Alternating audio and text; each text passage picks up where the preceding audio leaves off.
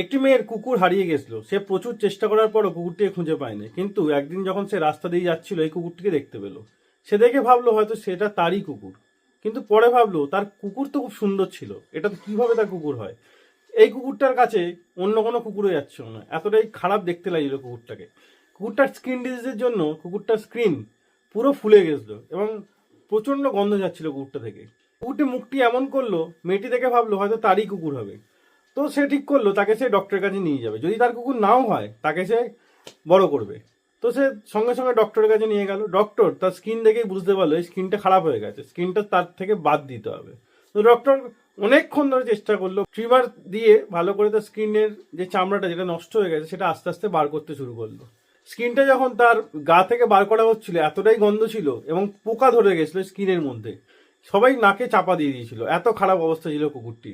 হয়তো মেয়েটি এই কুকুরটিকে না নিয়ে এলে এই কুকুরটির বাঁচা অসম্ভব ছিল।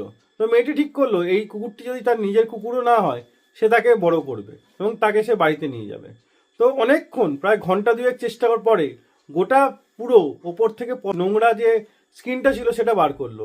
তো দেখে মনে হচ্ছিল ভেড়ার যেরকম চামড়া হয় বার করা হয় সেরকম ভেড়ার মতো চামড়া হয়ে গেছে এই কুকুরটির। যখন স্কিনটা সরানো হলো তখন বোঝা গেল, মেয়েটি বুঝতে পারলো সেটি তারই কুকুর। মেয়েটা তাকে ভালোবেসে যত্ন করার পর মাসখানেক পরে সে আবার আগের মতো হয়ে গেল। মেয়েটি কুকুরটিকে বাঁচিয়ে একটি বড় মনের পরিচয় দিয়েছে এবং মেয়েটা ঠিকও করেছিল যদি এই কুকুরটি তার নাও হয় তাও সে তাকে নিজের কাছে রাখবে। তো মেয়েটিকে স্যালুট।